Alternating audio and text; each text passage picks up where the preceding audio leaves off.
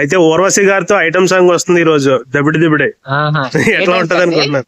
ఏ time కి release? 5:30 గారు. 5:30 కా? అయితే హాఫ్ అన్ అవర్ ఉంది. అవునవును, మీరు పార్క్ లో ఎంజాయ్ చేయొచ్చు సాంగ్. అయితే మొన్న వాల్తేరు వీరయ్యలో సాంగ్ ఉంటది కదండి ఆమెతోటే ఫస్ట్ సాంగ్. అవునవును. ఈ బాలయ్య బాబు గారితో ఎలా ఉండబోతుంది అనుకుంటున్నారు? బాలయ్య గారు అంటే డాన్స్ బాగా చేస్తారు. ఆమె కూడా వాల్తేరు విలేజ్లో బాగా చేసింది actually.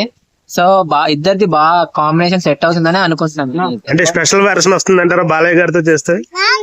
ఇంకా కొంచెం ఎనర్జీ ఎక్కువ ఉంటది బాలయ్య గారితో చేస్తే, ఆటోమేటిక్ గా ఎనర్జీ ఎక్కువ ఉంటది.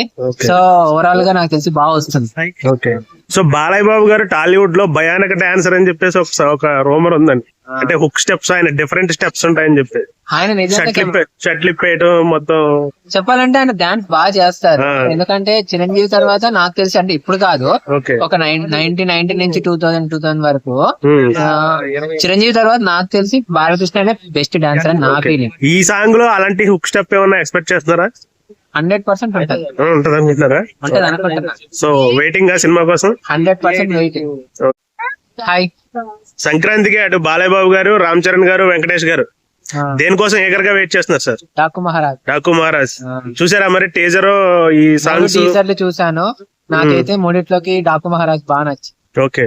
డాకు మహారాజ్ సాంగ్స్ అన్నారా? చూసారా? 2 సాంగ్స్ బాగానే ఉన్నాయి. ఓకే. టైటిల్ సాంగ్ ఎలా అనిపించింది సార్? బాగుంది, సూపర్. బాగుందా? బాగుంది. అయితే ఈ రోజు తమన్ గారు ఈ రోజు ఆ టైటిల్ సాంగ్ విన్నా కాడ నుంచి డైపర్లు వేసుకుంటూ మొదలెట్టాను అని చెప్పేసి అన్నారు. మ్యూజిక్ డైరెక్టర్ అలా అన్నాడంటే ఎలా ఉంటది అనుకుంటున్నారు? మూడిట్లో అదే బాగా ఆడుతున్నా అనిపిస్తుంది నాకైతే. ఓకే. చిన్నపిల్లతో చిన్ని సాంగ్ ఉంది కదా, అది ఎట్లా అనిపిస్తుంది? అది పర్లేదు, బాగానే. బాలయ్య బాబు గారు చిన్నపిల్ల అయిపోయాడు అని చెప్పేసి అన్నారు.